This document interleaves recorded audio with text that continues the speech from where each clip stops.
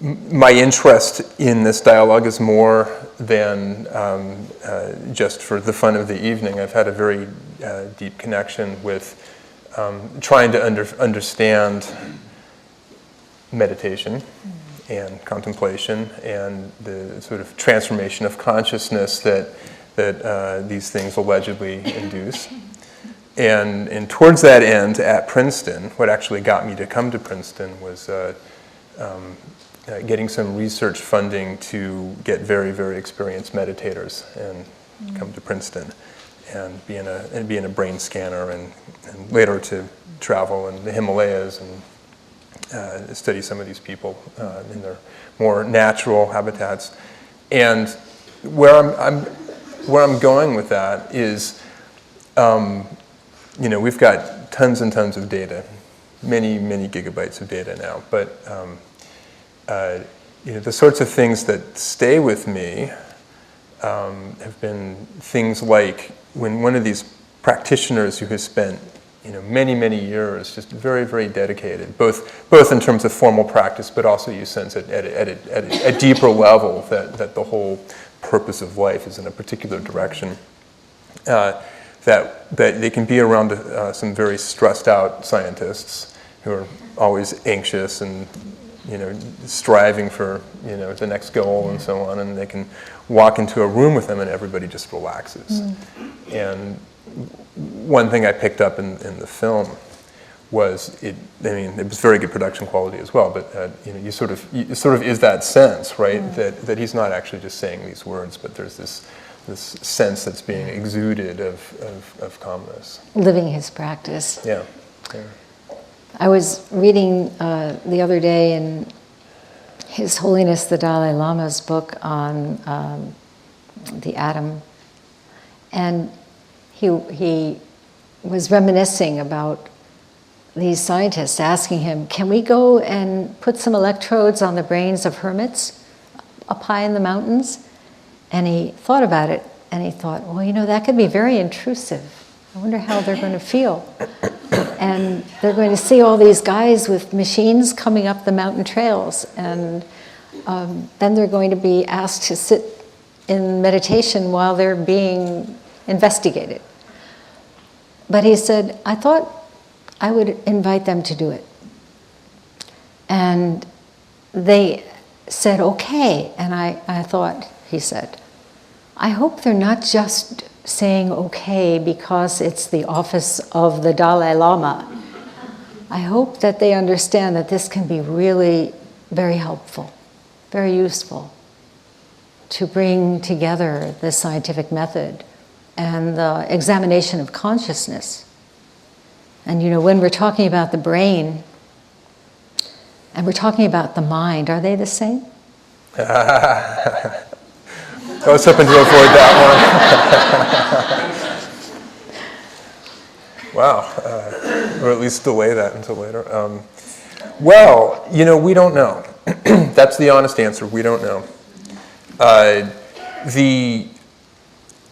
Probably, if you talk to most scientists, or at least biological scientists tend to have a somewhat different feel to my experience. They're somewhat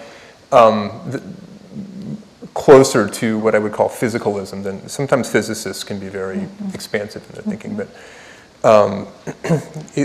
at least amongst many of the people I have met in neuroscience and so on, there's a presumption that the answer to that question is that the mind is an epiphenomena that emerges from the biology of the brain. Right. And this is quite pervasive. However, I'm not sure this can be concluded. When you actually think about the philosophy of it, the proof that that's the case has never been offered. Now, I do want to recognize that science works, and science has largely been an endeavor that is consistent with physicalism. But that's not saying the same thing that physicalism, meaning that there's no mind, is the the true philosophy. And I would offer as an example, I mean, whatever you think, microwave ovens work, right? They're kind of magic. You put something in it, and a minute later it's warmer, but there's no fire, there's no flame, there's no obvious way.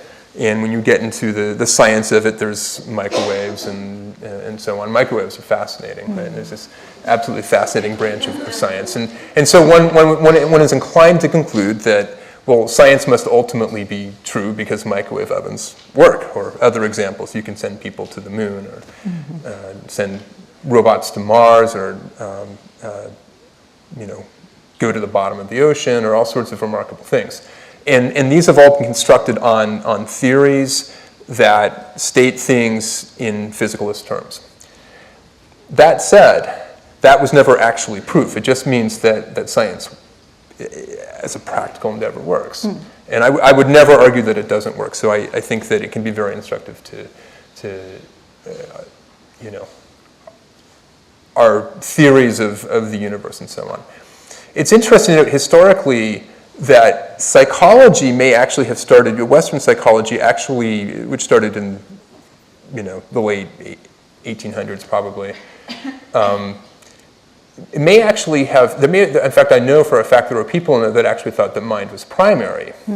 And matter sort of was this condensate that formed because of mental processes. There's a branch of psychology called psychophysics, and psychophysics, they put psycho first for a reason. It was a reference to this idea that mind is actually primary. And so, I'm personally, and I'll get myself, this is probably being recorded and I'll get myself into trouble, but I'm personally very open to the possibility that the universe is more interesting than simply a bunch of atoms and their constituent subatomic particles and dark matter and so on, which somehow through emergent processes that are ultimately going to be explained through thermodynamics that consciousness can be explained. I'm open to the possibility that there is sort of a mental factor. And I mean, certainly in my experience, it comes primarily as a mental experience, as a psychological experience. And I assume that the physical world exists because I have these very consistent experiences and so on. But I've never actually been out in the physical world before. Everything, all our scientific instruments and so on are entirely framed within the mind. Like we do the data analysis, it's entirely a mental endeavor and so on. And so we've never been able to prove it. So I don't know if you got what you were looking for. Interesting. No. I wasn't looking for anything, actually. But, it's one of the reasons His Holiness wanted these experiments to take place was that he wanted people to feel that there was something positive that could happen if they understood it scientifically. And so, for example, all the brain research showing how plastic the brain is, and that the left frontal lobe can become happier, and we can take care of each other. And what Peter was saying in the interview, that there's a reason why we're here, and we're here to take care of each other. We're here to devote our lives to the alleviation of suffering. Mm-hmm. And so there is a kind of rationale for doing the study of the brain and showing that, yes, it can change. Yeah. And how does that affect how we live our lives? Well, there's a lot to that. And as for the brain and the mind, if somebody says, well, where is the brain? It's not so hard, right? We think, okay, up here. But where is the mind? So you may know the story of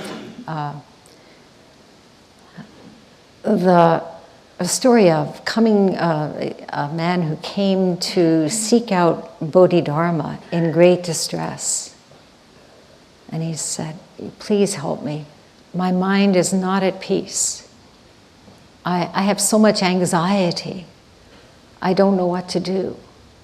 My mind is just filled with all kinds of stress and dissatisfaction. Please pacify my mind.